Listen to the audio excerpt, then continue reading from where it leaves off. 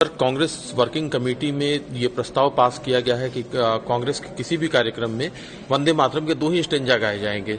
ये जो पार्लियामेंट से पारित कानून है उसके खिलाफ ये प्रस्ताव। ये कांग्रेस के वरिष्ठ नेताओं के अंदर छुपा हुआ जिन्नाई जो जिन्न था वो निकला है।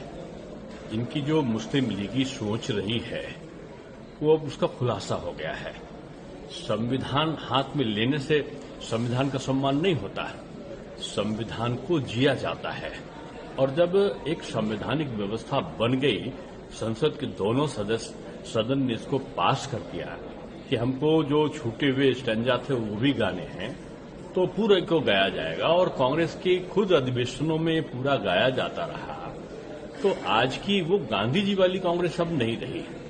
ये जो दूसरी जो कहना चाहिए दूसरी जो गांधी तथाकथित गांधी वाली जो कांग्रेस है, उसके अंदर रहते सांप्रदायिकता का जो जहर है वो बाहर निकलने लगता है। वो राष्ट्रवाद नहीं चाहता, वो भारतीय संस्कृति का प्रतिपादन नहीं चाहता, वो राष्ट्र का वंदन नहीं चाहता। उनके वहां पर तो एक तरीके से हाफिज साहब और अलग अलग नामों से संबोधन आतंकवादियों का होता है जी, और साहब और बेटी के नाम से होता है। इस वक्त जहां बेटी हो जाती है और वो हाफिज साहब हो जाते हैं, उसमें उनका सम्मान नहीं गिरता।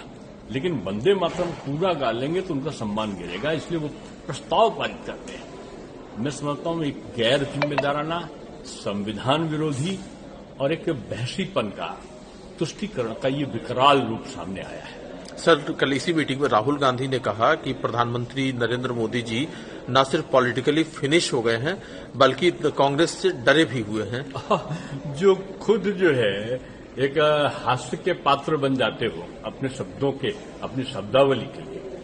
भारत की जनता के द्वारा चुने गए प्रतिनिधि यानी एक प्रधान सेवक को, एक सर्वोच्च पद पर आसीन व्यक्ति को जब वो तू तड़ाम करके संबोधन करे तो उनका मानसिक जो एक स्तर है वो अपने आप में उनको परिभाषित करता है कि उनका कहने का तरीका क्या है, उनका बोलने का स्तर क्या है, उनका नेता प्रतिपक्ष के रूप में जो दायित्व है उसका वो निर्वहन कर पा रहे कि नहीं कर पा रहे। मैं समझता हूं कि गैर जिम्मेदाराना होना अलग है, लेकिन अमर्यादित होना ये सबसे खतरनाक है।